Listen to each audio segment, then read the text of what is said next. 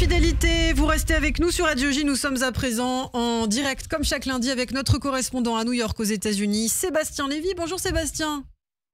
Bonjour Ilana, bonjour à tous. Merci d'être avec nous et ravi de vous retrouver. Comme chaque semaine, il y a beaucoup d'actualités en plus aux États-Unis. Alors peut-être qu'on va commencer justement par ce voyage du Premier ministre israélien Benjamin Netanyahou à Washington. Il doit rencontrer Donald Trump, Sébastien. Oui, et peut-être le plus intéressant dans cette visite, outre évidemment l'actualité qui est très importante, et notamment pour le deal à Gaza, l'accord de cessez-le-feu et le sort des otages évidemment, ce qui est très important et sur lequel Benjamin Netanyahou a beaucoup insisté à son départ de Ben Gurion, c'est qu'il est le premier leader étranger à être reçu par Donald Trump. On se souvient de la relation assez froide entre Joe Biden et Benjamin Netanyahou, et pour Benjamin Netanyahou évidemment, ce retour en grâce auprès du président Trump est un immense succès. C'est déjà un marqueur très important, donc il en a parlé. C'est aussi très important de la part de Donald Trump de montrer sa proximité avec Benjamin Netanyahou. Effectivement, et on suivra toutes ces discussions. Alors par ailleurs, autre sujet d'actualité, avant de parler de Donald Trump plus en profondeur, c'est ce qui s'est passé, ce crash aérien, 67 morts à Washington. Avec quel regard vous avez observé cette situation et quelles sont les conséquences peut-être pour les États-Unis ? Ce qui a surtout frappé ici, c'est que Donald Trump, le rôle d'un président après une tragédie comme celle-là, c'est d'être ce qu'on appelle le counselor in chief, c'est-à-dire le consolateur, celui qui apporte du réconfort. Il l'a fait pendant 2 minutes et ensuite il a tout de suite enchaîné avec une tirade contre notamment la diversité qu'il estime être à l'origine de cette tragédie, puisqu'il semble en fait pour lui, l'administration fédérale aujourd'hui est infestée de programmes de diversité qui promeuvent en fait des gens issus des minorités, qu'elles soient sexuelles ou raciale, et il estime que c'est sans doute ça qui a contribué à cette tragédie alors qu'il n'a strictement aucun élément. Mais ce qui est intéressant, c'est que ça traduit toujours le côté combatif de Trump et l'occasion de toujours gérer finalement, de régler ses comptes avec ce qu'il estime être ses ennemis, en l'occurrence la diversité, mais aussi les institutions fédérales, et c'est ça notamment dont je voulais vous parler, parce que vraiment, dans les derniers jours, c'est vraiment ça surtout auquel on a assisté ici, une attaque en règle contre l'État fédéral américain. Alors justement, une série d'actions radicales qui a été menée par Donald Trump. Lesquelles ? Est-ce qu'on peut faire un petit point, Sébastien ? Oui, alors vous savez, on disait Joe Biden était surnommé Sleepy Joe. Je peux vous dire que c'est pas du tout Sleepy Donald, parce qu'il se passe toujours quelque chose ici. Et finalement, ce qui s'est passé dans les 10 derniers jours le montre. Alors, je vais vous donner quelques exemples. D'abord, il y a eu une purge en cours au ministère de la Justice auprès des procureurs fédéraux et des agences du FBI, notamment les gens qui soit ont enquêté sur Donald Trump, soit sur les émeutiers du 6 janvier. Vous avez donc une purge systématique. On parle de centaines d'agents et de procureurs fédéraux qui sont en train d'être mis à pied. Donc, élément extrêmement important. Autre élément extrêmement important, les inspecteurs généraux, ce sont des gens qui, au sein des administrations, au sein des ministères, sont là pour vérifier que l'argent public est correctement dépensé. Eh bien, vous avez déjà 15 inspecteurs généraux qui ont été renvoyés sans véritable justification, parce que normalement, vous devez avoir 30 jours pour notifier le Congrès avant de le faire. Il ne l'a pas fait et il estime que c'est sa prérogative. Donc, ça aussi très important, et on en reparlera pour ce que ça veut dire. Vous avez également le fait que l'argent alloué par le Congrès sur un certain nombre d'initiatives a été bloqué par le président. Là encore, c'est a priori inconstitutionnel, parce que c'est la prérogative en fait du Congrès d'allouer l'argent, que ce soit aide internationale ou aide fédérale pour les États. Eh bien, Donald Trump a décidé de bloquer cet argent, donc ensuite il est revenu en arrière, mais je pense que ça traduit quand même un état d'esprit. Également, ce qui s'est passé, c'est Elon Musk,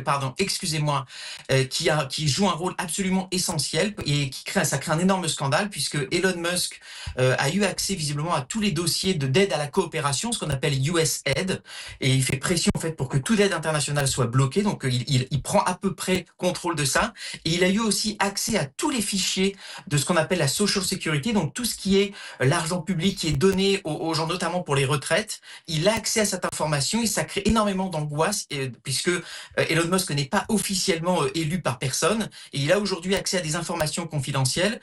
Et puis je terminerai sur un dernier plan qui est lié à ce que veut Elon Musk. Vous avez eu un mémo qui a été envoyé à tous les fonctionnaires fédéraux en disant que vous avez jusqu'en septembre pour démissionner, vous serez payé, et puis si ça n'est pas le cas, on ne s'interdit pas de vous soit de vous mettre à pied, enfin, en tous les cas, il y a une forte incitation à vraiment purger l'État fédéral d'un maximum de fonctionnaires. Donc, vous avez vraiment eu, et aujourd'hui, vous avez les États-Unis, beaucoup de gens qui sont en état de choc, même parmi les républicains assez modérés, qui se disent que c'est une remise en cause absolument radicale de l'État fédéral tel qu'on l'a connu depuis des siècles. Donc, il s'est vraiment passé des choses extrêmement importantes dans les derniers jours ici. Alors, qu'est-ce que ça signifie? Que cherche justement Donald Trump, Sébastien? Alors, ce que ça veut dire, ça veut dire un certain nombre de choses. La première, c'est que, premier élément, on en a beaucoup parlé autour de la campagne, Donald Trump a une vision extrêmement claire de l'État fédéral, l'État. L'État, c'est moi, c'était la phrase de Louis XIV, c'est sa vision, et il ne s'en cache pas d'ailleurs. Il a toujours exprimé une grande admiration plutôt pour les leaders autocratiques, comme Viktor Orban ou comme Vladimir Poutine. Il n'a jamais dit qu'il admirait les grands leaders démocratiques. Ce qui est intéressant, c'est qu'il voit vraiment l'État fédéral comme un État à sa main. Il ne veut pas de contre-pouvoir, donc il essaie de purger au maximum tout ce qui pourrait aller contre lui. Donc c'est vraiment d'abord la présidence impériale. On avait également beaucoup parlé de la notion de vengeance. Donald Trump estime avoir été injustement attaqué, et la même chose pour ses supporters qui avaient pris d'assaut le Capitole. Et donc il l'avait dit, I will be your retribution, je serai votre vengeance. Il veut se venger de ses ennemis. C'est à la fois un certain nombre de fonctionnaires fédéraux et en particulier les gens du FBI, les gens du ministère de la Justice. Donc ça, c'est extrêmement important. On assiste également à une privatisation du gouvernement. Elon Musk joue un rôle absolument croissant dans cette administration. Il a accès à un certain nombre d'informations confidentielles. Il façonne un certain nombre de politiques, notamment la baisse de tout ce qui est aide à l'international. Donc c'est très important.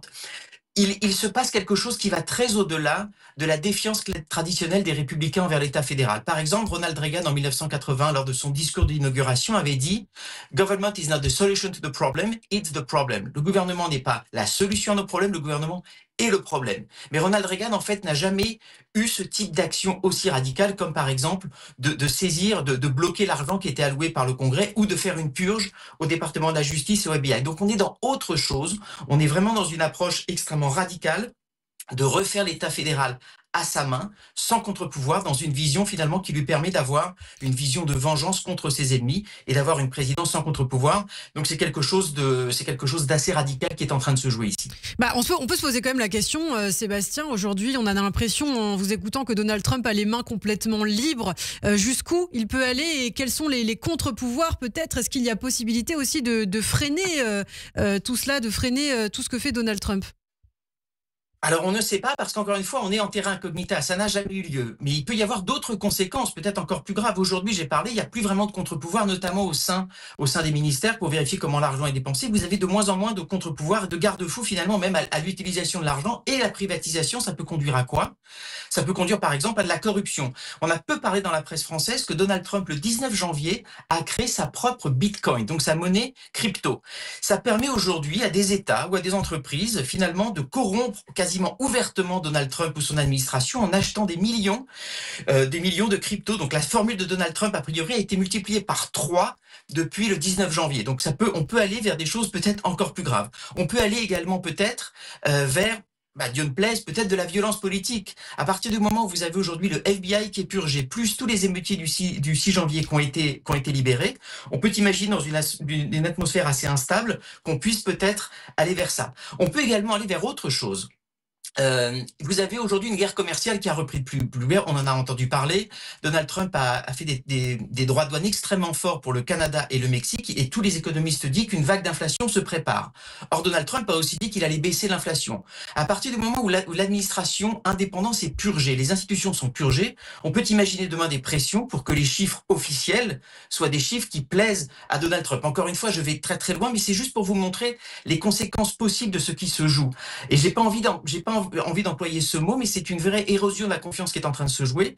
Et à Dieu ne plaise, il est possible que les États-Unis aillent vers peut-être une forme de république bananière. En tous les cas, ce qui est sûr, si ça n'est pas une république bananière, on n'est pas dans une alternance classique. On est vers un changement de régime. Et je pense que c'est fondamental de le savoir. Les contre-pouvoirs aujourd'hui, ils sont peu au Congrès, on l'a vu, qui se laissent aujourd'hui déposséder de cette prérogative. Ils sont peu dans les médias qui aujourd'hui sont possédés notamment par des géants de la tech, et donc qui ne veulent pas se mettre à mal Trump. Vous avez les milieux économiques qui sont extrêmement prudents. En fait, il reste la société civile aujourd'hui pour mettre le haut là et de dire, voilà, il y a eu 250 ans d'expérience démocratique américaine qui est aujourd'hui en train d'être challengée par un président qui a une autre vision nom du régime, et peut-être que c'est un régime auquel les Américains s'habitueront. Mais en tous les cas, on est dans autre chose aujourd'hui. On est dans un moment extrêmement important, voire grave de l'histoire des États-Unis. Et je pense que ce sera très important de voir comment la société civile évoluera dans les prochains jours et dans les prochaines semaines, parce que beaucoup de choses sont en jeu aujourd'hui aux États-Unis. Et on sait que Donald Trump menace désormais d'imposer des droits de douane à l'Europe. Alors on verra comment ça va se passer. Merci beaucoup Sébastien Lévy, notre correspondant à New York aux États-Unis. Merci d'avoir été avec nous. Je vous dis à la semaine prochaine. Merci.